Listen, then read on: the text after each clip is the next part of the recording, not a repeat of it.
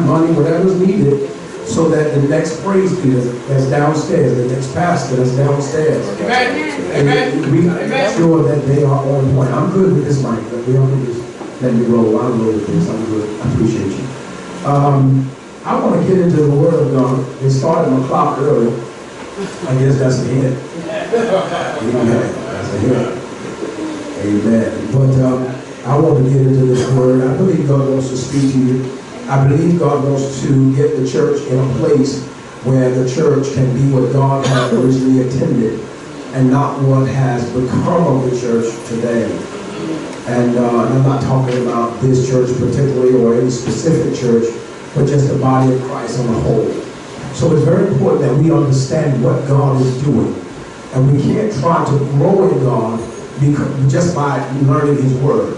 Amen. I was in prayer. Y'all know I drive, so I was driving, and the Holy Spirit began to deal with me for a few days, back to back, in regards to people have mistaken the anointing from to eloquent speaking. They will hear an eloquent speaker and immediately equate it to the anointing. And that's something that man can teach and man can display, and God can never have it. God can have nothing to do with it. And people will just think they're all that in a bag of chips. There's a big difference between you learning the Word of God and you learning God. That's right, yes it is. Now, I know I'm saying some stuff. I know you think they're one and the same, but they're not. Because if that was the case, every theologian would be anointed. Right. Every theologian would be God's best. So just read your Bible every day, go into Bible college, don't move God. Amen. Now, in some organizations, you can go to Bible college, and when you graduate, you can be a pastor.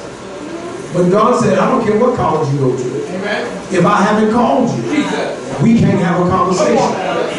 The problem with that is, when you're educated, you only can preach what you know. You can't preach what God is telling you, because God is not speaking to you.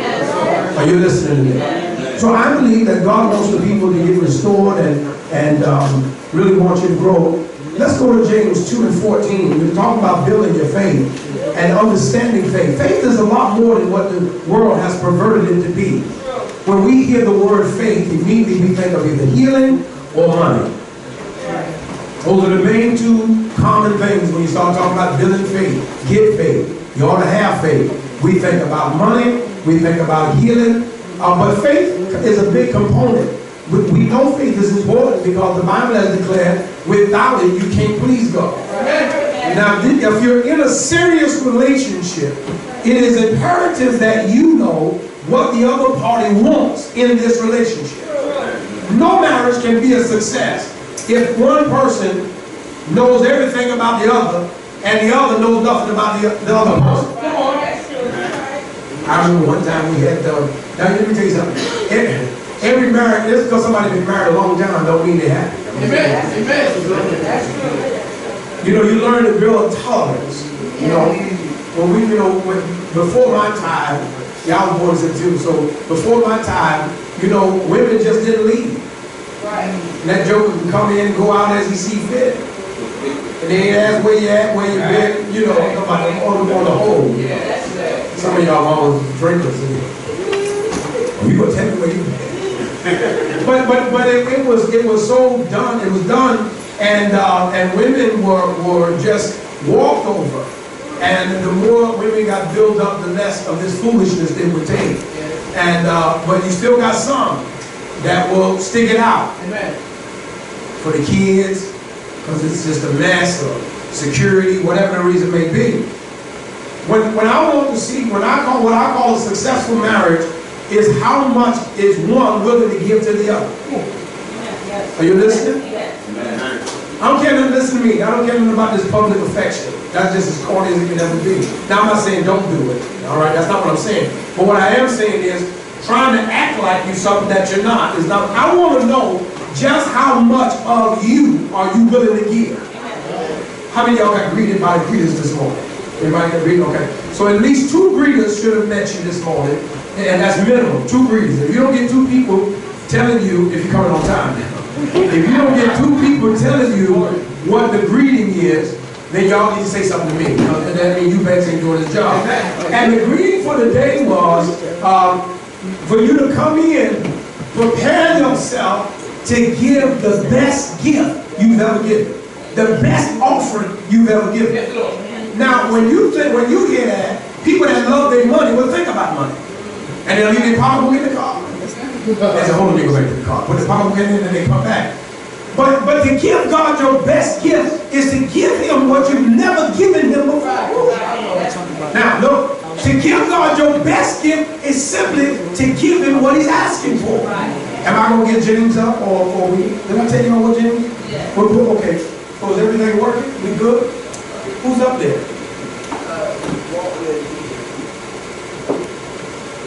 James 2:14. So when God asks for something and you give it, that's the best offering you can give that day. Whether it's clap your hands a little bit louder for me. Yes, yes. No. Sing in your own voice. And sing so I can hear. See, I tell you this all the time, that most people don't sing to God because they think God is interested in people that can only sell CDs. God knows how he made you. And when God wants worship from you, praise from you, he wants to hear you. Right. I'm going to tell you this, you can take it any kind of way you want. You ain't much of a worshiper if you ain't made your own song yet. If you ain't made your own song under God, you ain't much of a worshiper. You know, you would go and leave that alone for me a little bit. Don't tell me I ain't no worshiper. Well, you be whatever you want to be. How about that? You can be the bishop. How about that? All right? James 2:14, let's get into this. You're going to leave here today with your faith stronger, a mind on how to make your faith stronger. And you're going to be able to see yourself to know where you're going. You can't just keep coming to church acting like you're something that you're not. Elder Walton talked about the fig tree. The problem with the fig tree was the fig tree had leaves but no figs. There's too many people in the church that got titles but no anointing to back it up. You want to be an evangelist, you want to be all this stuff, you want to be called all this, but you don't have the actions to back it up. You want to be called a Christian, but you don't know how to love. Come on. Amen. That's true. So we're going to show you some things in faith. Somebody said today my faith will get stronger. Will get stronger. Now you have been prophet, my brethren, though a man say he has faith and have not works. Can faith save him? Come on. If a brother or sister be naked and destitute of daily food, and one of you say unto them, depart in peace, be ye warm and filled. Notwithstanding, ye give them not those things which are needful to the body, what doeth it profit? Come on. Even so, faith. Faith is just like you talking one thing, but doing the opposite. You know, I'm sorry you're hungry. I'm sorry you don't have no food, but just be filled. Now you got more than enough in your pocket, but you telling somebody else you sorry that they're hungry. All right. Even so, faith, if it has not works, it is dead, being alone. So no matter what you say, no matter what you believe, until we get some action, it's dead. Amen. You can have it, but you're walking around with a corpse. And you walk around with that corpse that can't benefit you. And therefore, the devil gets to attack every part of your life because you got a look of something, but you don't. It's not alive. Yeah. Let me keep. I want to keep reading. Come on, go to 18. I got to read a little bit. Go to 18. Yea, a man may say, Thou have faith, and I have works. Show me thy faith without thy works, and I will show you thee my faith by my works. Come on. Thou believest that there is one God. Thou doest well. The devil also believes and trembles. One translation said the devil and his demons. They believe the same thing. But wilt thou know, O vain man, that faith without works, here we go again, faith without works is dead. You believe, but your actions don't support what you say you believe. You don't get manifestation. You die of cancer. You die broke. Come on, you got to see this.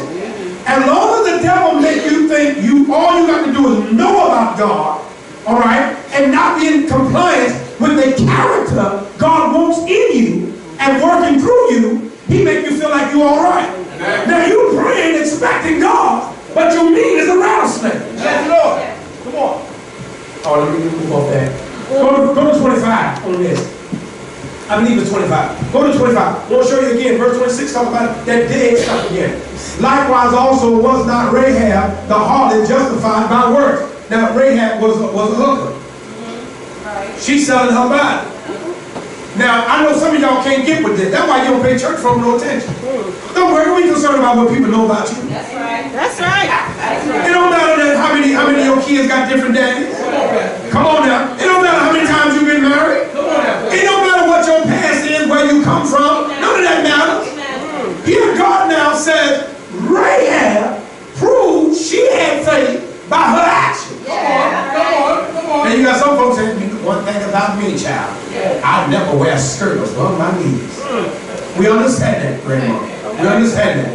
But the bottom line is, unless you got actions to support you really believe God, you don't have faith. That's a lie.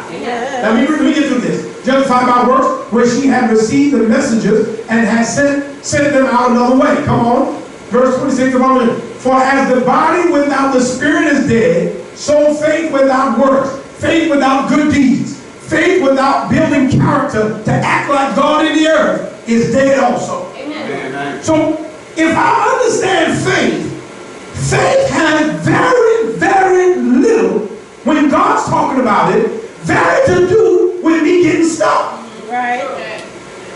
Seem like faith has something to do with my actions, not my getting. All right. Most people want faith to get something. Right. But if you really want faith, your heart got to change. I'm going to show you some stuff. You're going to learn something today. You may not like it.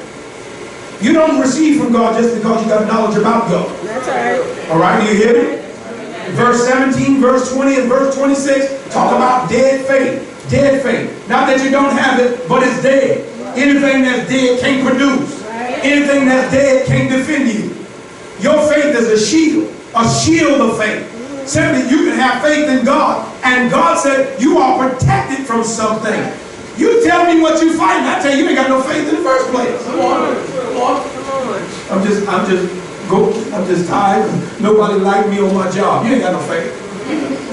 That's childish stuff. You need to mature. That's all. That's right. Amen. Amen. You know, one time we had somebody come in here one time. She said, I want you to pray because my neighbor's playing loud music or can't sleep and all this other stuff, and they're doing this and they're doing all that. I said, we can pray for the neighbor. We can pray for you.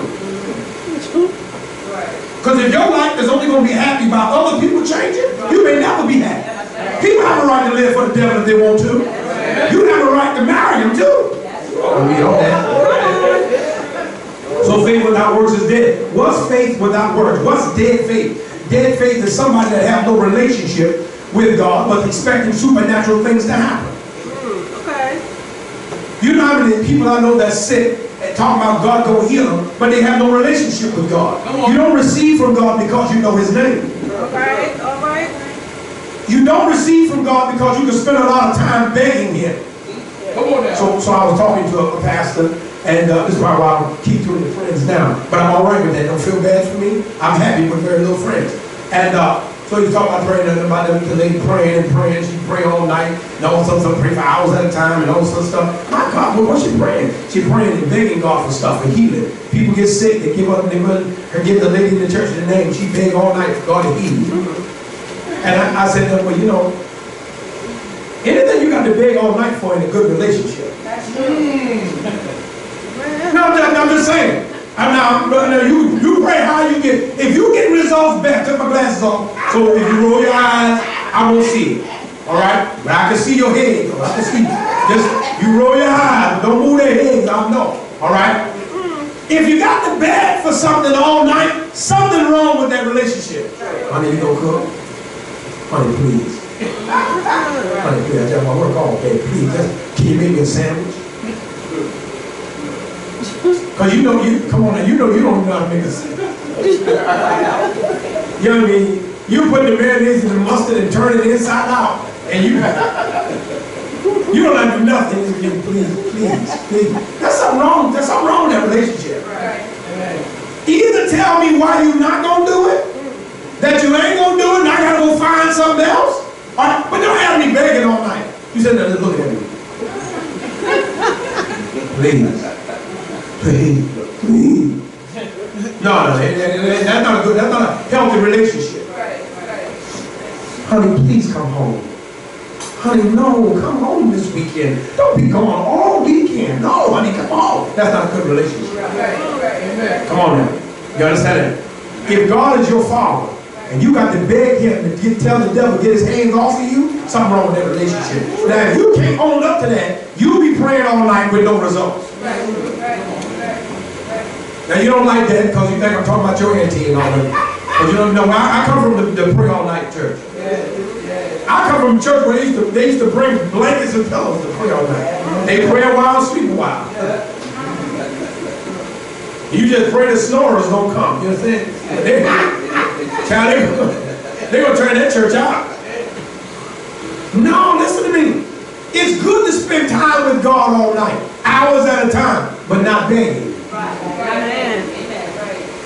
You don't have to beg your father. My kids don't never have to beg and say, Daddy, there's somebody broke in the house downstairs. And he said, when I come back down, they're going to choke me. So I just want you, Dad, please, Dad, please. Oh, Daddy, please, don't let them choke me. Please. No. I'm gonna do it, I gotta push pause because you don't want to miss nothing on the show. And you run your house how you need to run your house. 911 is not the protector of my home. You hear me? 911 is for cleanup, stuff like that. But you're not, come on now. You are not the means of my wife feeling comfortable. That's not your job. They said, well, that's what they get paid. No, listen to me. You run your house how you need to run it. Don't try to be bad. Right. I ain't calling nobody. You get your butt whooped, your child get their butt whooped, the dog ran away from home, everything is chaos. You got to run, you know where you at now. Don't try to be something you ain't. That's right. If you got to keep begging and hollering and screaming for your father to protect you, I mean, something ain't right. Something ain't right with him. Or maybe he done found out that you ain't his child or something. He's so upset. You ain't got to beg God all night for nothing. And you can spend time with him telling him thank you. Even though God talks to you. You can have a real conversation with God for hours. Sure you can. Most people don't want to have a real conversation with God because you can't tell him no lies. He knows everything you're doing. And guess what? You know all the time that God ever corrected me, he corrected me with love. I've never been corrected by God and felt unashamed like I didn't want to be in his presence no more. Amen. You don't spend all night with God begging for something. You spend all night with God in good fellowship, telling him how much you love him and how much you adore him, how much you thank him, and all these things like, but I'm not about to be up all night for a healing that you already gave me. So faith is not about getting stuff. Faith is not trying to get something and you don't have a relationship. Listen, faith without works is to hear a word, but don't want to honor the man or woman that gave the word. What do you mean? You hear words and yeah, that word was for me, but I'm going to tell you, the joke ain't no good. I'm going to tell you that right now. You can't receive from a man or woman of God, and instead of honoring them, you find something negative about them. You can't receive from, let me tell you something. Now, you can take it any kind of way, these walk rooms and these preachers, all they want is your money. I don't have nothing to do with that. That's between you and God.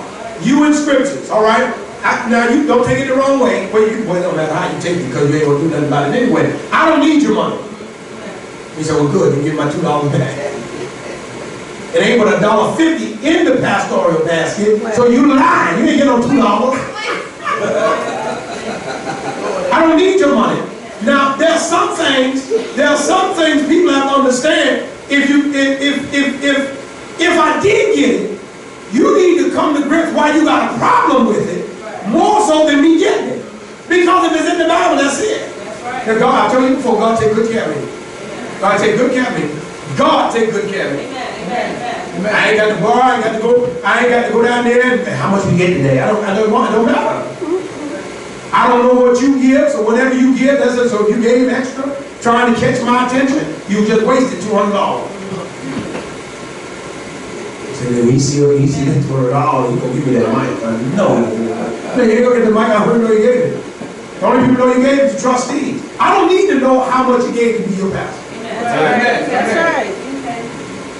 I don't need it. Because if I get caught up in that, then y'all be so Pastor, I need to talk to you. I bet you do. I bet you do need to talk to me. Why don't you wait outside? No, I don't need to know what you're giving.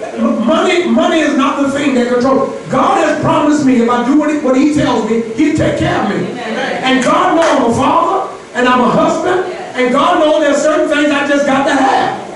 I ain't got to depend on y'all for my wife to eat. Amen. Amen. Then I will have a relationship that you got to beg on. So faith without works is hearing the word, but don't want to understand the word. Faith is being nicer to the people in church than you are to the people at home. That's faith without works. You come to church and you're trying to be all this grand and all this sweetness, and you're kind to people. Hi, baby, how you doing? But why don't you talk that way to your husband? I always had a problem. Let me tell you something. When I was coming up to church, there would always be a lot of women, very few men. And many of you bringing stuff to church. Pies, cakes, all that stuff. But if you take it, now listen, your mama did what she had to do. Right? So I ain't talking about your mama. But if you taking a pie, you need to be leaving the pie. Right. Y'all understand that? You can't be taking stuff to rail. Don't you bring me none of your pie. I don't need your pie. I don't do it. I'm making this up. No, you ain't. You ain't making me nothing. That little biscuit head come up in here and go, I want to talk to the rabbit. Here comes it. They're talking to me, I don't get. Child, y'all see me running up River Road, talking about me as much as you play. But Rev ain't into getting his butt whooped, and there's no more. Now, I don't need your cake. You want to bake a cake so bad, bake it and give it to your husband. You can't come here being nice and sweet to people, then you go home, you mean. Y'all ain't washed these dishes. Y'all ain't did not wait, but you just sweet at church. How you so kind and gentle? My wife better not ever be nicer to another man than she is to me. Amen. Amen. You need anything? You all right? Let me get you a plate. You okay? I want to be on the nurse committee. Yeah, I want to be on the serve pastor. Then you come home and you throwing the plate at me. You hungry? You hungry? Like a freaking frisbee. Food's on the stove if you're hungry. What? And you just got finished.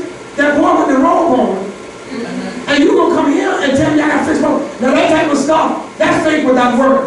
If God is in your heart to be kind, you kind home fast. I'm gonna say that again since y'all think I ain't talking to you. You can't go home and be ugly and come here and be beautiful to people. Complimenting everybody, lying. People will tell you a different hairstyle is beautiful. It ain't beautiful. It look worse. It's not for you. Oh, I see you did something. You look good. You're lying. You don't look good. But it's different. So you lie. You go home and complain about everything. I know you're not going to wear that. I know you're not going to wear that. Oh, now the spirit of truth is on you. At church, the spirit of lying was on you. You lied to everybody. Oh, she just is cute. She's not cute. Now y'all sit there and tell it. It's not how a baby look that make a grandmother love her. Come on now. Don't care about how the baby look. You gonna put the picture up in the house and then my grandbaby. And let somebody come by there and act stupid. Come on, what is that? My man, is that your he said, that's my grandbaby. Oh, I'm sorry. I'm sorry, man, I didn't know. Then you sure that's your big grandbaby? I thought it looked like Gizmo. You remember Gizmo? Y'all, some of y'all too young for that. I don't remember about it. No, listen to me. It's not how the kid look and make the parent love the child. Come on now. Ain't none of y'all look at your child talking about how they look, whether or not you gonna love them. You gonna love them. And then y'all come in here, you don't know them half the, you just want to say something nice. Because you know if I say something nice, it make you feel good. Oh, that looks so good. That blouse is out of sight. That blouse is hideous. That blouse look a mess. No, you shouldn't wear that no more. Because there's a difference between tight clothes and clothes that don't fit. That blouse don't fit. And you lying to that chick. Come on now. You go home, you telling the truth about everything. I know you ain't going to wear that skin tight t-shirt on. Your titties showing everything. If you go wear that shirt, you're going to lose some weight. Walk around that big old belly. Walk around here with me embarrassing me in this town.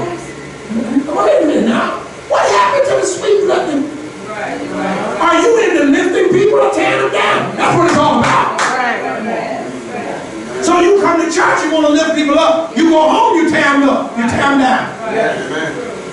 Don't you ever come here trying to be nicer to me than you are to your husband. I got a wife. Come on now. And I don't need no male friends. You hear me? Come on. I said, I don't need you. It's okay if I got you, but I don't need you. Then y'all looking like you want to be my friend. Just calm down. Come on now. Relax. All right? However nice you are to me, you going home and you're going to blow your husband's mind. You ain't going to be cussing. You don't cuss the pastor out. Why you cuss your husband out? Come on now. Because if you get those things mixed up, you're looking for God to do something and you're not real in your heart.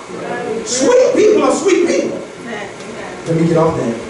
Look like y'all mad. Look like you had something to say when you get on to that. So faith without works is dead. And in order for your faith to go to another level, I must hear from God.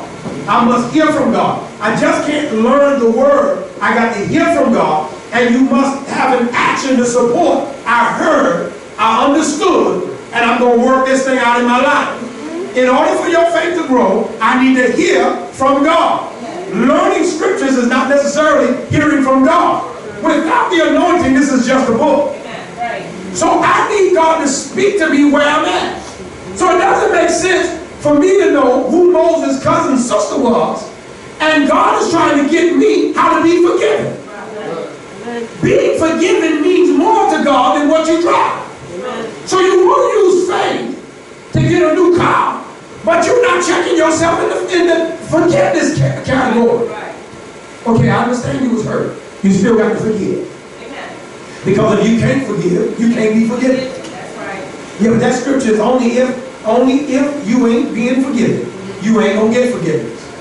Faith has more to do with who am I in character than what I can get. People always talk about, oh, faith is an exchange. You exchange with your faith. Faith is heavenly currency. It's all. We built faith to be nothing more than giving stuff. Faith means so much more than that. Faith has everything to do with you being willing to do what God told you to do. You grow in faith every time God tells you to do something and you comply. I want you to go in the house. I want you to stay quiet and let me fight the battle. You go inside. Come on now. You stay in faith for about 10 minutes. And then that's it. I can't take it no more. You didn't do this. And you didn't take out the garbage. And last week I told you. And God said, see, this is why I can't help you. Because you ain't got no faith. You say, I know God's a healer. Yeah, you know God's a healer. Most people are willing only to do what God tells them to do if they can connect the dots. Why should I do that? What do I benefit? That's the difference between Jesus being Lord of your life and just being your Savior. When Jesus becomes Lord of your life, I don't need to know the benefit. All I need to understand is the action you want me to follow. And however it benefits me, that's what I'm going to get. See, here's the thing. When I obey God, I don't obey God because I know specifically what I'm going to benefit. I obey God because I love it. When I pay my tithes, I say it all over again. God, this is your money. You owe me absolutely nothing. Most people put their tithes in there and start trying to make all kinds of demands. That's God's money. Now, it doesn't matter what he said he's going to do. Your heart got to be, God, this is yours. Pay my tithes. Let me tell you what I want. Let me give you my list. I'm going to tell you, you got 3 months to fulfill this list. Calm down. Doing good for 3 months is not a heart change. You understand that? That's just somebody trying to sample the goods. That's all. You trying to see what you can get out of God if I give him something. Ain't nobody in their right mind that would not give God $10 if we knew before we get home we get 100. Amen. Amen. Yeah, oh, you willing to give him $10 if that doctor start holding them x-rays up and say it's growing. You say, oh, it's what? They said, well, what's that? What's the blue stuff? They said, yeah, that's it. That's it. But if you go to church and give the Lord $10 and give this here. Everybody do that. Why can't you just give and say that's not even mine? That's not my money, God. You told me 10% was yours. Here you go. Now listen to me. Give according to your faith. Don't you give out of pressure or necessity. Don't you give because somebody's trying to make you feel guilty. That's wasted money. I'm here to better your life. If I got to hound you to give, now every church do what they got to do.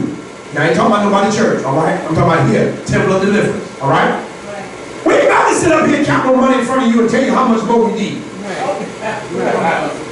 Now, I ain't talking about nobody church. Now, that's how I was when I was a kid. They would, listen, when they put offering on the program, that's an hour easy. How much we got? And Rev, you leave.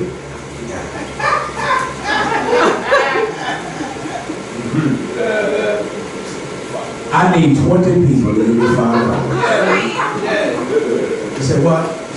See, you ain't gonna listen to me. When you understand the purpose of giving, you better seize the moment when it's time to give. We give during our worship because it is a part of worship. And you be sitting up there wrestling with that little $2 you got, and well, I don't know if I should give it. Well, what are you gonna do with my $2? He probably need the money. No. Listen to me. Listen to me. This is what you need to do. You need to get to the place that I'm going to be in full compliance with God. I am not about to let the devil rob me of what God wants to do in my life because I'm not obeying.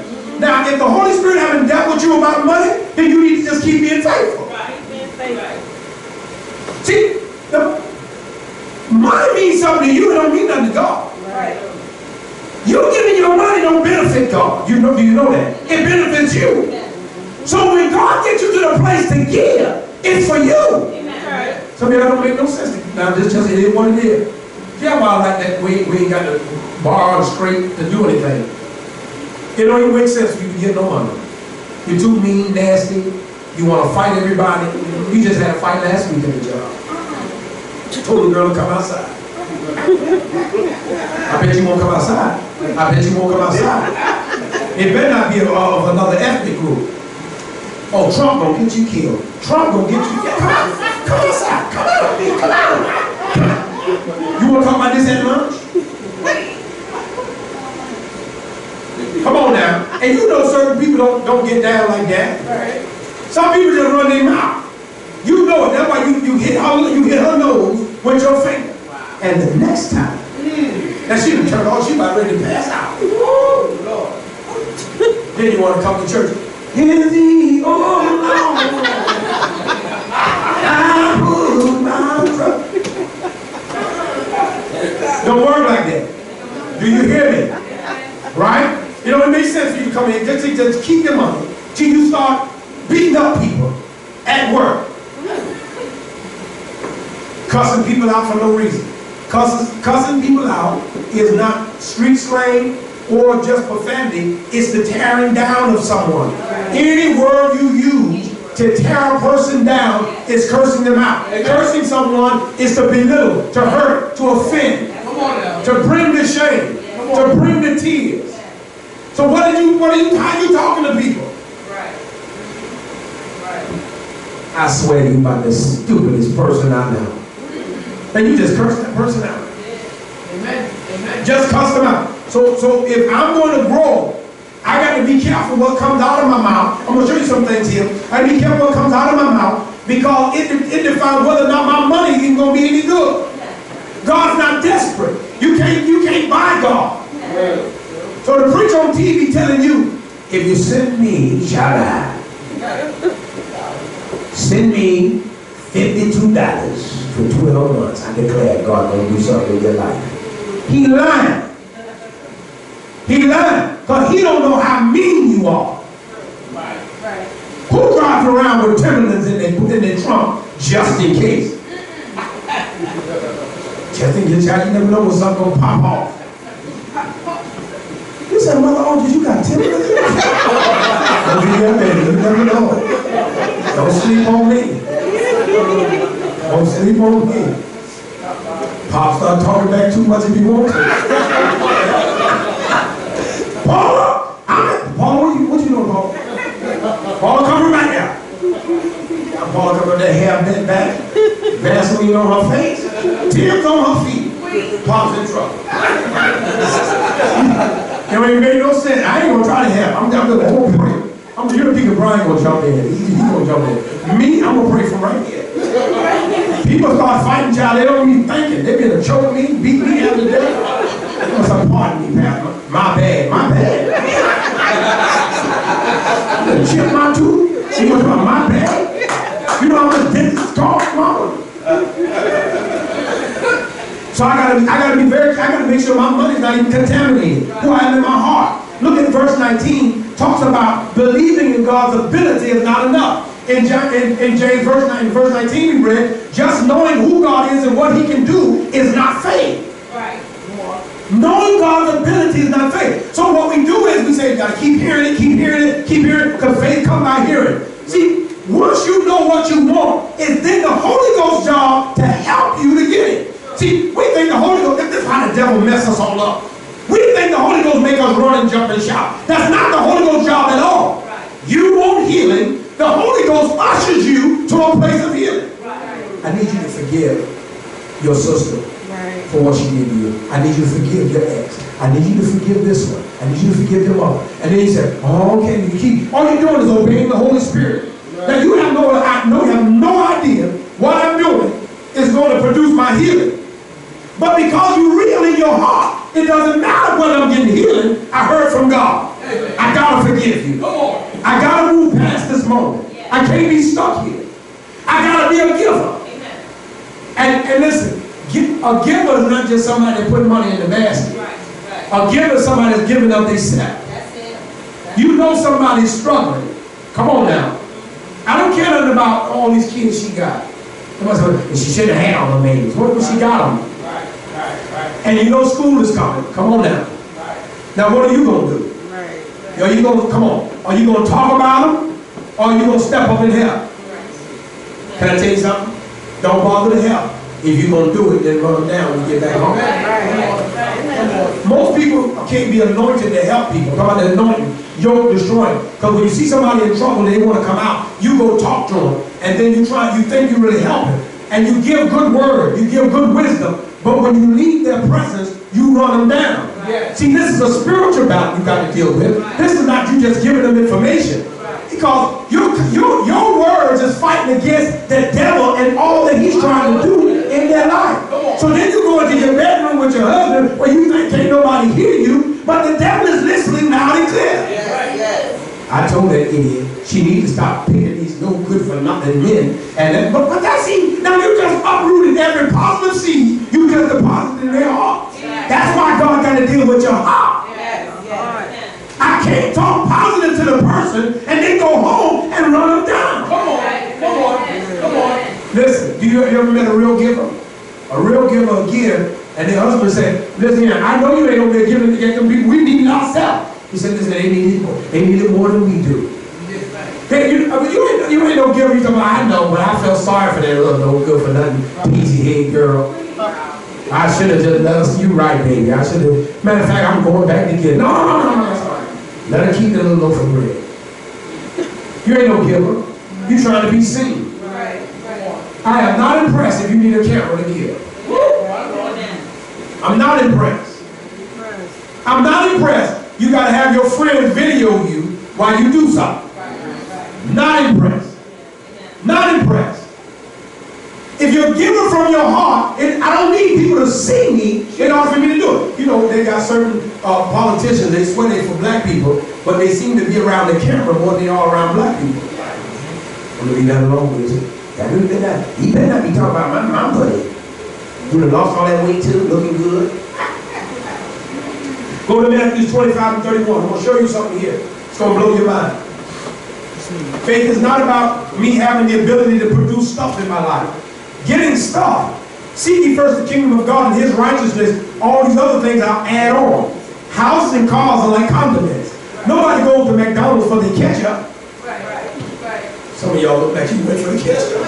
I swear, boy, y'all cease to amaze me. That's the reason I went. All right. For the most part, people don't go to McDonald's for the ketchup. Come on now. Now you might go for some of that sauces. Some of them got their little special sauces. Chick-fil-A, they got some good stuff. Boy. I'm telling you, that ranch and all that Chick-fil-A sauce, that stuff tastes good. The fries, the sandwich. I'm treating everybody Chick-fil-A after church. Y'all look excited. Meet me at the nearest Chick-fil-A near you. Matthew 25:31. I'm going to show you something about faith. You got to get this. You got to get this, or you're going to be trying to get stuff and you're going to miss God. I'm going to say something now. If nobody put the pressure on you that if you got faith, you shouldn't be living like that in your marriage. If you got faith, your children shouldn't be acting like this. If you got faith, because along with faith comes the relationship with God, that wisdom begin to talk to you. You can't spend a lot of time with God and don't have wisdom. Can I tell you something that's going to hurt some of y'all feelings? When you find somebody that talk about they pray 6 hours a day, and they broke, busted, and disgusted, children are just running like crazy people, minister society, nothing in their life speaks that they've got a relationship with God, is because they don't. You don't like that. Somebody got to hold you responsible for your life being a mess, and you keep talking about, oh, me and God, we went to lunch today. He said right across from me. He told me a lot of good stuff. God told you that? God told you that. That it bothers me when I see, let me get some word. Because if I give you the word, you can't cuss at me. Right. You cuss at where the word is from. When the Son of Man shall come in his glory, and all the holy angels with him, then shall he sit upon the throne of his glory. Come on. And before him shall be gathered all nations, and he shall separate them one from another, as the shepherd divided his sheep from the goats. Come on, come on. And he shall set the sheep on the right hand, and put the goats on the left hand. Come on. Then shall the king say unto them on his right hand, come, ye blessed of my Father, inherit the kingdom prepared for you from the foundation of the world. Come, go to the next verse. The whole reason God made man, you about to walk into that, right? That's what he's saying. For I was hungered, and he gave me meat. I was thirsty, and he gave me drink. I was a stranger, and he took me in. Come on. Naked, and he clothed me. I was sick, and he visited me. I was in prison, and he came unto me. Come on. Then shall the righteous answer him, saying, Lord, when saw we thee at hunger and fed thee, or thirsty and gave thee drink? Come on, come on, come on. When saw we thee a stranger and took thee in, or naked and clothed thee? Or when saw we thee sick or in prison and came unto thee? Come on, look at this. And the king shall answer and say unto them, verily I say unto you, inasmuch as ye have done it unto one of the least of these, my brethren, ye have done it also unto me. Go ahead to 41. I'm going to read that in a few minutes. Here's what you got to understand. God now is pleased, and he never brought up what they was driving. He never brought up the neighborhood they were living in. He never brought up the promotion they got at work. Come on now, y'all better listen to me. He never said, I saw the big house you produced. I said, now you can get a house from God that'll glorify him, but here it has nothing to do with what God is trying to do here when he's passing out judgment. Go for it. And then shall he say also unto them on the left hand, the goats, depart from me, ye cursed, into everlasting fire, prepared for the devil and his angels. Oh Lord, come on. For I was a hunger, and he gave me no meat. I was thirsty, and he gave me drink. This sounds like a heart condition. Right. I was a stranger, and ye took me not in. Naked, and ye clothed me not. Sick, and in prison, and ye visited me not. Come on, let me get through this. Then shall they say, answer him, saying, Lord, when saw we thee a hunger? Notice what they called him in verse 44. Lord. They didn't say, listen, they called him Lord. There are people in the church that really believe they're in full compliance with God because of the position they hold. You know, now, it is what it is. Every church is different. They got to do what they got to do. Some churches, when the bishop come in, they stop everything, and the people got to stand up and let him walk down the aisle. He can't walk, but the people stand. Now, this is no lie. My wife and I was visiting the church for the last time, and we sitting there, and praise and worship is going forward. People act like they being enslaved in the spirit. I didn't feel nothing, but they obviously did. I came out what they feeling. They, oh, yeah, God, we love you, we love you. And then all of a sudden the bishop came to the back door. Everybody had to stop. Hey, shut up. Get out. Bishop is here. And they stopped everything. Church was just, you can hear a rat zipper go down. And they said, let's give God praise for the bishop. And he come down like he's somebody. And they just clapping and cheering. Now, every church got to do what they got to do. That's what God don't do, that's what he got to do. But anything that stopped the praise of God for something else, that something else seemed to think you more important. First of all, while your behind wasn't in worship, you said. When your title removed you from worship, you need to get rid of the title. Well, you know, child, I'm the bishop now, so I don't go down till it's time for me to preach. You need to be in prayer. Amen. You need to be singing, clapping, you need to be doing something. Your title can't save you. Oh, let me get this. Then shall they also answer him, saying, Lord, where saw we thee a hunger and a thirst, or a stranger, or naked, or sick, or in prison, and did not minister unto thee? So simply, if we had known you was important, we would have done this to you. Then shall he answer them, saying, Verily I say unto you, inasmuch as ye have done to the doorkeeper, inasmuch as you've done with the person with no title, inasmuch as you've done with the person that moved the cars in the parking lot, as much as you've done to the janitor on the job. Come on now. If you're selective who you're going to be nice to, you might have a problem with God. Well, he's nobody. He's just a janitor. Now, it's different when the janitor come in trying to be the CEO. But the janitor just said, good morning. You can't even say good morning. You think everybody wants? Nobody wants you. Child, I don't say that. You looking at me, child, you checking me out. Nobody's checking. Inasmuch as ye did not to one of the least of these, ye did not it not unto me. Come on, 46, last verse here. And these shall go away into everlasting punishment, but the righteousness into life eternal. Simply what God is saying here, people that don't have a heart like me can't be with me. You can't get faith. Faith is more about a character change than a car change. Faith is more about how you treat people than how much you can get from God. That's true. When was the last time God checked your character? See, this is why a person can't be full of faith and go cuss their spouse out. Right. You know, I'm just about sick of you. You got patience for everybody else. Right, everybody. Why you ain't got patience here? Right, everybody else. So true. If you're going to really move and grow in God, I got to not only hear God, I got to hear God for my character. Who I am, what he wants me to be, how he wants me to change, how he wants me to develop.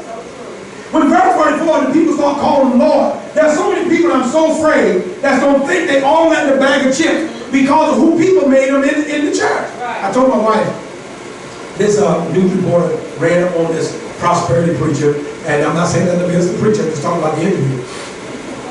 And she said, sir, why did you need another plane? That's what she said to him. And I'm not against plane flying. I'm not against that. Because y'all ain't going to get me to talk against nothing. Come on now. God got it for me. I don't want to be cooped up on no plane. And with other people, then you can do what you want. You obviously never sat behind a kid crying. And you're going, come on now, in the air 6, 8, 7 hours. You know, have you ever been on a plane where you got a little kid where they get to kick the chair behind you? And the parents too scared to say something. You know what I mean? Now, if God got private jet flying for me, I'm not about to condemn it. And you can call it a waste of money, but I don't care. I don't care. I'll see you when you land. All right? All right? So he said, sir, why did you need another jet? Don't you think that money could have been used to maybe help people, blah, blah, blah, blah, stuff? Now, I'm interested in this article because God gave me a word. There was a particular preacher that needed $65 million for a jet. And I think the water problem in Flint, Michigan was a fraction of that. I want to say about 8 million, something like that. They could have fixed this water problem, or it would allow them to get a lot done, but people wouldn't have it. So God said to me, nobody said this to me. God said to me, what do you think is more important to me? A whole city of people having drinking water, or him getting a bigger jet so he don't have to stop to refuel on his way to certain parts of the world? That was the whole reason he wanted a bigger jet, so he don't have to stop. When he get up, he ain't got to come back down till he at his destination. What do you think is more important to God? Now there's going to be a lot of people that when Jesus comes, they're going to fly in with their private jet. I heard Jesus in town. I said, yeah, he's here. He just ain't here for you. One thing, there's going to be a lot of people feelings hurt when they start laying out their titles and talking about, yeah, that's Reverend, because they had to check the book. You check your book and say, all right, come on in. You know, they say, Purvis, and you know you in. What's up? You know, they gonna dap me up good. Yeah, what's up?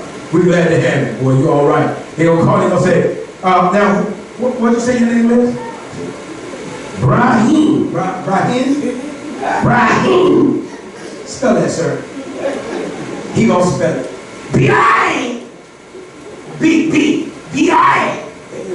And who are you? I'm Reverend Dr. Bishop, overseer, PhD, walking, talking, holding. Oh. Yeah, you go over there. Do you understand? You understand? You don't know all I've done for you? The last passage and we want to talk about in Matthew, are you on the journey? In Matthew 7 and 16, Jesus started talking about people that start talking about what they did for him. He told them, depart from me, you evildoer. I never knew you. These are people that were trying to be something that God, you know, when you find out a preacher humping little boys, God don't find out when the media say something. When you find out a preacher is stealing church money, God don't find out when he go to jail. And you know, he don't go to jail for stealing. He go to jail because he didn't pay taxes on it. Did you know that? When a preacher steals the money, he don't go to jail because he stole your money. He go to jail because he didn't pay taxes. That's all the government care about. Did you give us some of what you stole? If he pay taxes on it, he ain't gonna go nowhere. All you gotta do is listen to the church donation. No, they don't know about it, but they showed up donating. He paid taxes on it, he gonna never have to. God don't find out when all of a sudden you find out, you look and get them tax returns, and you say, well, when we gave you $100,000 revenue? They say, yeah, whatever we will, don't want no mind that. No, he mean nothing. God find out before he was conceived in his mother's womb. God said, you are not what I'm looking for to lead my people. See, here's what you got to understand, and I'm going to stop. Here's what you got to understand. God is not concerned about how much people will cheer you on. Because you'll always find somebody that think you all that in a bag of chips. Make you think you the moon and the stars. The devil is a lie. My wife compliments me too much, I give her the same response. I ain't got no money. I ain't got no money, so I don't know what you want. And before I say that, I sometimes you got to reshuffle that money, you got to hide it. But they'll find it, child. They'll find your money. And you tell them, when you say, I ain't got no money, they say, good. Then this money over here must not be yours. And they steal your money. You understand? I don't listen. People make you feel like you all that. I like to be complimented, but you ain't about to make my head too big. Amen. Amen. Well, I'm telling you, boy, I was a little boy preacher. That's what he's called me, little boy preacher. I didn't come to teach. I came to emotionalize. You are going to shout. You gonna fall out. Come on now. When I finish, somebody gonna be swinging from these here chandeliers. That's all I came. I came to emotionalize people. I'm a musician. This don't make no sense to come to the musician ain't there. Right. No, and you gotta have the right musician take you right on up where you need to be. And you know, you start off, and this is what they teach you. I went to Bible college, you know. They teach you how to preach. And they teach you that if you're about to make a ballad point, you don't start off high pitch, but start off mellow. And if you start off mellow, you need to tell them. And this is some of the things that the devil wants to rob you of, but God is going to bring you out. That's something. You feel that's something that's taught from me. And then all you got to do, you can go to certain churches and you know a certain thing to preach. This is the God's honest truth. They taught me this a lot, God. They taught me that if you're in an older church and the people not giving, start talking about their mama died. You know, because listen, if the youngest person in there 90, come on now. Y'all got somebody you love that's dead. You got a mama over in glory land. She praying on your behalf. They start thinking.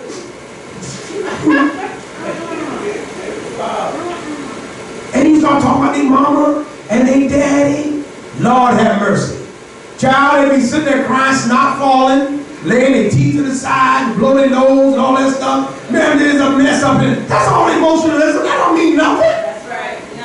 I gotta get to the place that if I'm going to believe God and grow in God, I need that I've got to talk to my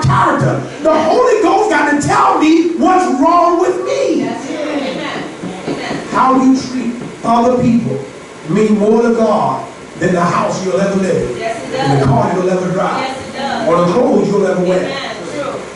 So You don't impress me because you got stuff. Most of I try to be as humble as I possibly can.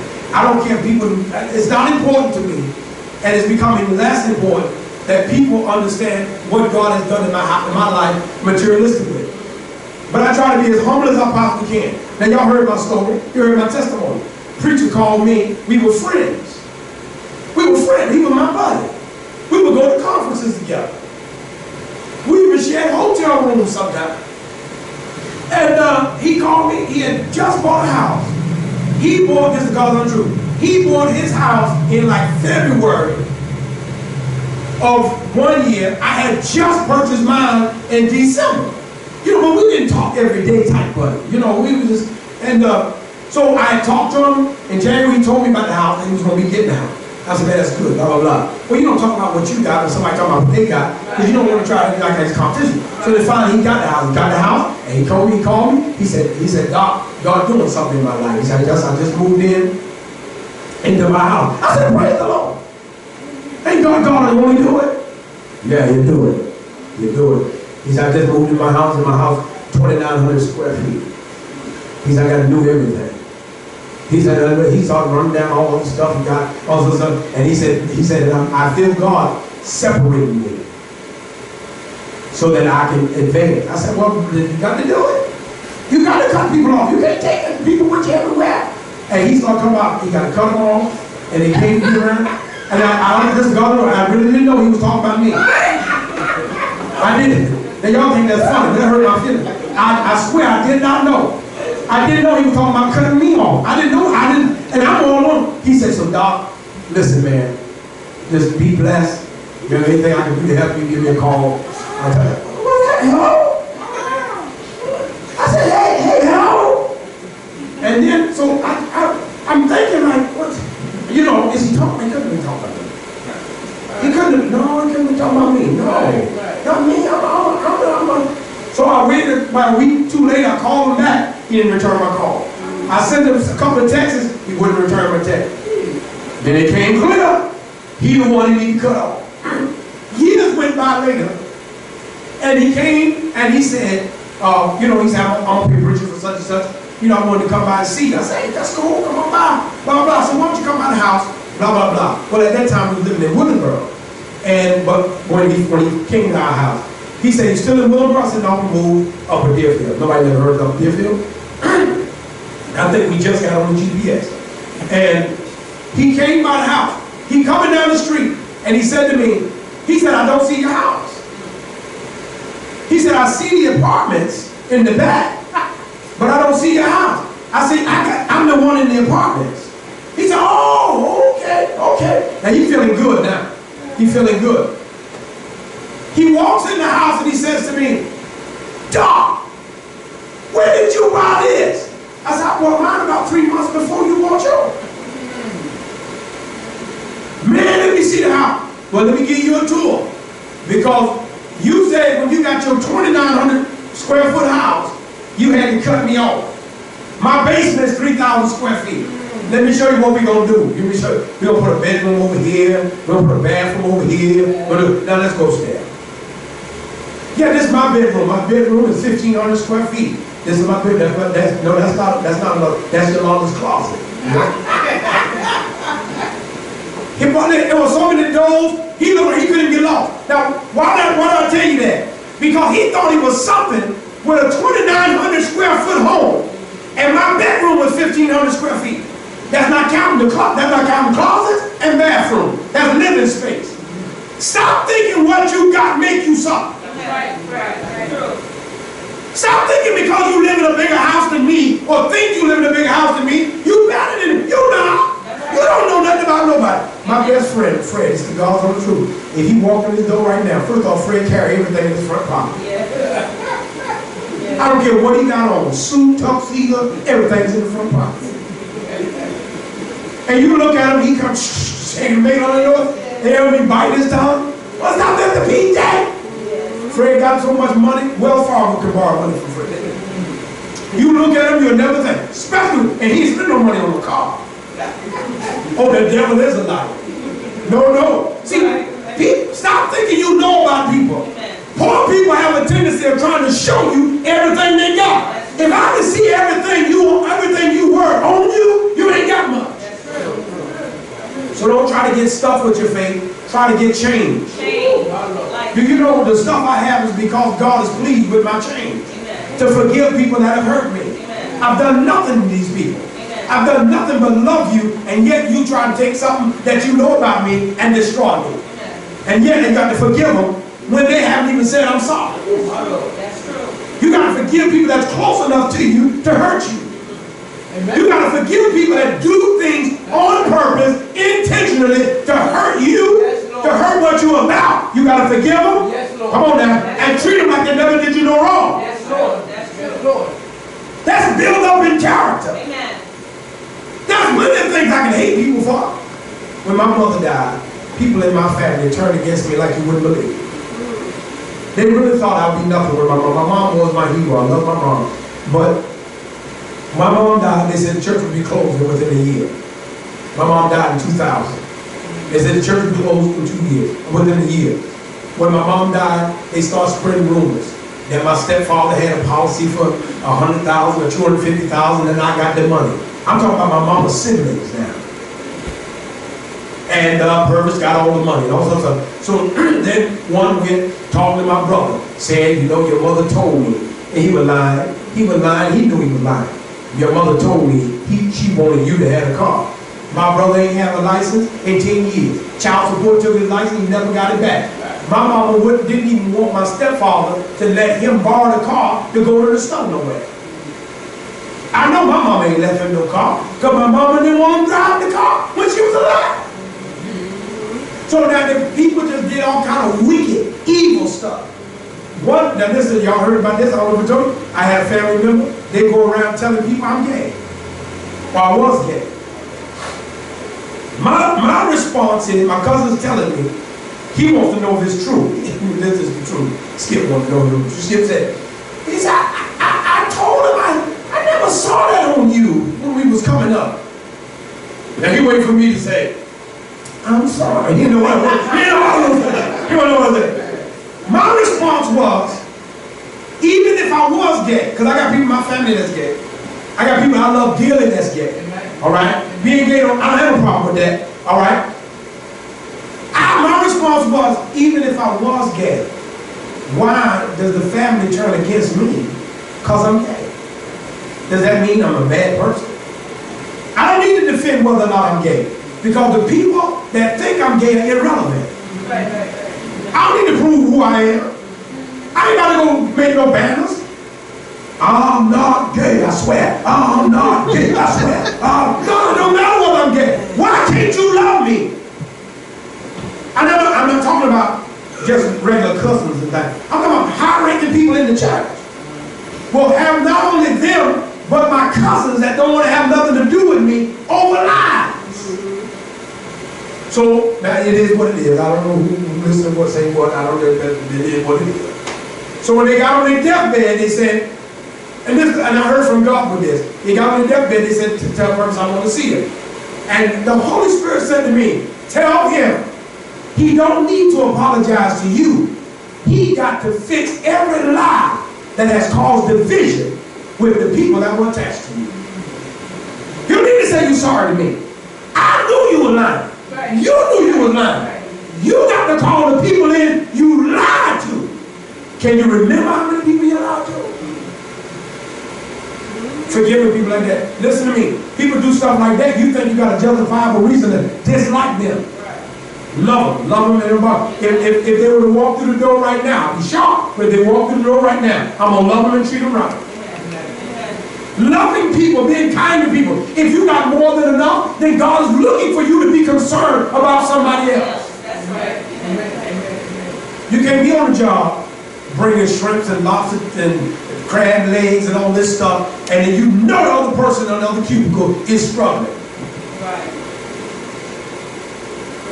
No, either I'm taking you with me, I'm going to break. But I'm not going to sit there and tell myself, ooh, this is a tough little crab leg here. You know some of y'all ain't got to go, yeah. No, you pick them up, you take them to lunch with you. I'm talking about building faith right now. Right. You want to build faith to get a house and a car, but you don't want to build faith to feed the hungry. That's right. So what? Somebody's in jail. I've been in jail. So now what you gonna do? Woo, it's just too late now. And I was guilty. I was the worst time I was guilty. When they caught me, the gun was on me. There wasn't nothing I could do. They roughed me up. I'm the one who told you I had the gun, this stupid. They roughed me up. They threw me around a little bit. But no, I was in Brooklyn, got in trouble, I was in jail. So I listen, you know, and it's not because I've been to jail that I can be nice to people that was in jail. But I know just because you went to jail, that don't define you. Amen. I gotta say, let me tell you something. I was going to church. I was a minister then. My mom was a wee family. So they said, we I don't know nothing about you. No, we church family. I was a minister then, but because of the life I lived in the streets, I still had to carry a gun. So when they got me, you don't need to know all of it. Because some of y'all nigga your lips, boy. Y'all ready? I know you want to hear. I know you want to hear, boy. So when they caught up with me, the gun was on me. You can't deny it. What you gonna say? The gun was on me. So I was a minister now. You gotta understand, I was a minister, locked up in jail. And I was in jail, it was, oh my God, it had to be about 30 of us in one cell, right? You knew who was there and who wasn't. They had benches. One guy made everybody get off the bench so he could lay down. I didn't want to sit on the bench anyway. And then they brought the little girl and she don't look like she ironed her clothes. She ain't combed her hair. And she talking about something, I'm a state appointed attorney for you. Because everybody, they bring you to there was a big sale, then they had little booths, like, and you come sit in the booth, and she gonna tell me, well, if you just do 3 years, then we probably can cut a deal, you just take 3 years? Child, when that little unironed clothes woman, uncombed hair, left, I said, God, you get me out of this. I'm telling you, I'll never be back. Now I had to go back, but I was guilty that time. You know what I mean? I was guilty. First time I was guilty. I said, you ain't never got to worry about me coming back here ever again. You'll never see me. If can't nobody find me, it won't be here. Amen. That was yours. I'll be somewhere else. Amen. From that day to this one, I've been scared of going to jail. I'm not cut for jail. I'm too short. Light skin, all that stuff. They put lipstick on me. When I was in Brooklyn, there's no lie, I was in Brooklyn on Rikers Island. What it is. They wouldn't let the Puerto Rican guys cut their hair. They make them let it grow. And you figure it out. Make them make their hair grow. You're gonna look like a woman, and you're gonna be my woman. Yeah, right there on the rock. That's like a community prison. Don't do that here. We all gotta go right back to the same street. You can't do this to people. Them guys come right back outside like they ain't getting nothing. Man, you were raping men in there. You can't be hard in the street. You rape. All right, really, I know some of y'all like people with no stuff about you try to tear you down. It's your job to forgive them and move on. What you know about people in your family, help shield them. Don't try to expose them. If you really are going to be for God, you got to act like God. This is a child of God. I got to shield them and protect them. Pay for somebody else's book at school. I send my kids on missions. This is God's honest truth. I tell them, is they going on a trip? Is there a kid in your class not going on a trip because they ain't got money? You know who's struggling. If it is, you better find them, pay for their trip. Is there somebody on the trip that don't have lunch money? Keep your eyes open. This $20 is if you find somebody that don't have lunch. You make sure you can buy them lunch. Come on. We would send our kids out. Everybody got to find somebody that's in need. And we're going to buy them sneakers. Because I love to see smart kids that can get what they really deserve. The kids that don't come to school half the time, their mama buy them $200 sneakers. All right. We would do this all the time.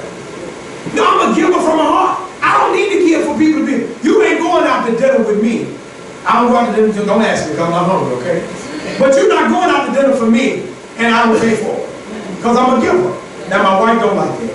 My wife said people start to talk about you, like you don't want to take their money, but they keep letting me buy it and pay for it. So they act like they don't want to take their money, they get started to think things, blah, blah, blah. And I said, no, you know, I don't mean nothing by that. That's just who I am. You know, I'm just gonna treat you. I'm gonna treat you right. I'm gonna take you wherever we going, that's where we going.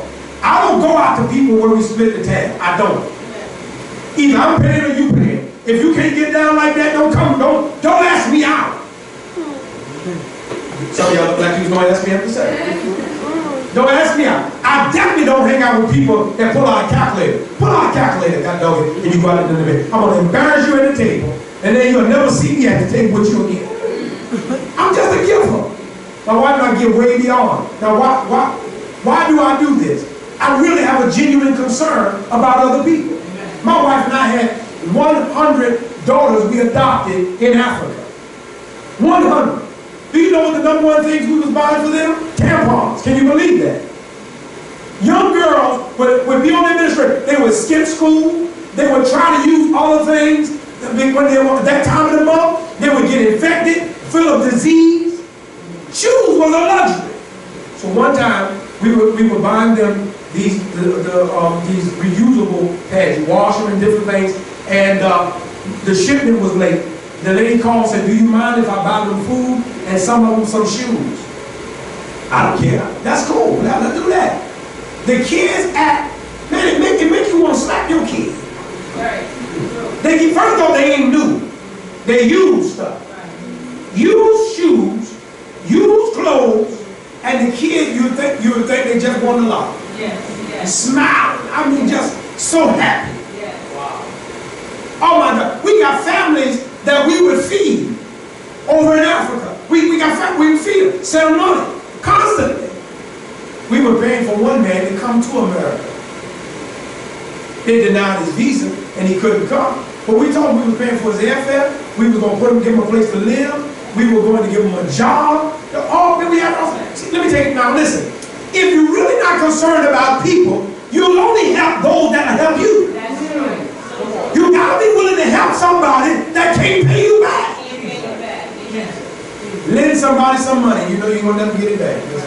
Yeah, man, listen, I'm glad I can help. You might as well tell them $20 back. I had a family member kept calling me for money, and I said, no, man, I ain't giving you that. No, man. So finally he called with a price I could afford to depart with. I knew if I give it to him, he wasn't gonna pay me back. But now he could never call me again. So he called, I don't know what it was, $100, $200, something like that. And he said, listen, I need this money, blah, blah, blah. Gotcha. Gave him the money, because I figured $100, $200, it ain't gonna kill me, right? Give him $200. Now he can never call me again. He never paid me, but he can't call me back. I want you to get concerned about other people. You want to build your faith? Be concerned about other people. Be concerned about other kids other than yours. Be concerned about your neighbor. If you got somebody on your street that's elderly, take your butt down there and see if they need something from the store. Knock on their door. Do you need anything? I'm headed to Sam's. Do you need anything? I'm gonna let you know. Do you want me? Listen to me. If they don't drive, or if somebody got to drive them, you let them know. Listen, these are days I'm free. Let me know in advance. I'll try to run you to the store. I'll run you to the doctor's office. That's a giver from the heart. Yeah, I mean, you got gas money, I can run it. You a little demon? I hope that car break down. Never start again. Give up yourself.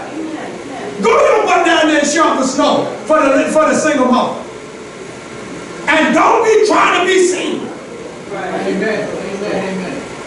Shovel the snow and keep it moving. Now she got to know I'm the one that shoved the snow. Right. I'm just going to shove the snow. I'm going to shove it. Do you need the car shoved out too?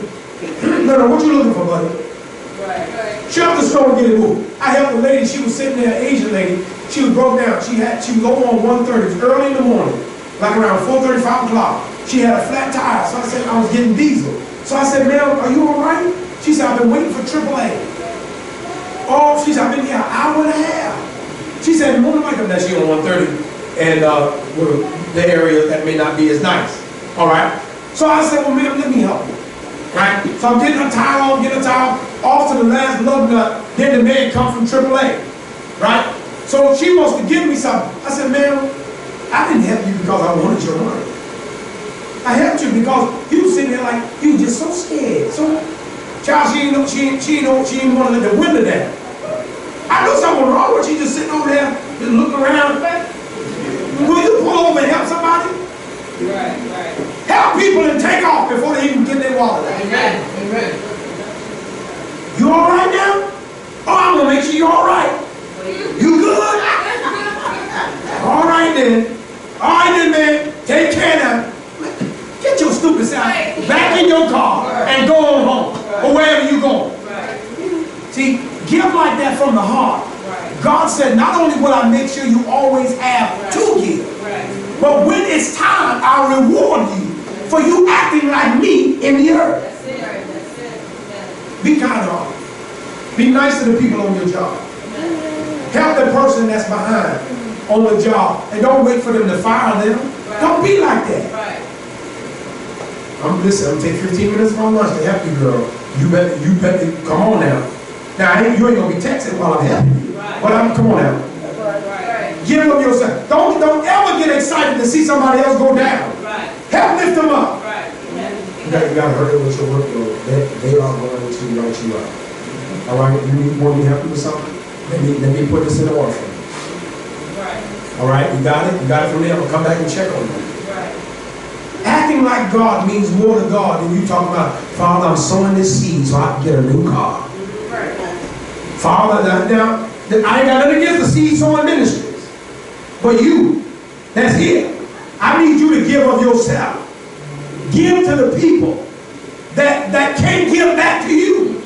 Be a big sister to somebody. Be a big brother to somebody. You know, one of the things I love about Deacon Ron, Deacon Ron will give you the shirt off of today. That's just the truth. Boy, with that. Absolutely love it. Absolutely love it. I mean, now I'm not saying this. I'm not saying that they're working on one of my houses, and I ain't saying this because they ain't charging me. You banks the same way. You banks can help me, he gonna help me. You call, you can now listen to me. I'm gonna say this. I'm gonna put this out here. Don't try to take advantage of nobody. Don't do that. Oh, I heard you do plumbing? Can you come fix it? No, don't do that. Don't abuse. Come on now. Come on, tell the truth. Come on now. You know if you brought a plumber in there, it's gonna cost you $1,000. So you need to make him take the $200. Let him know you appreciate it. Are you listening? I only work on my house, so don't call me. That's just the truth. I do everything. Electrical, plumbing. I mean, we pouring cement right now around the pool. I do everything. But I ain't coming to your house and tell you that right now. Pastor, I got a leak, and you're going to keep a leak. You better put your swimming trunks on. You're going to be swimming soon. I need you to be blessed. I can't get you to be blessed unless you go to give yourself. Father, thank you for this day. Thank you for your people that have come to this place to get more of you. I pray, God, that the Holy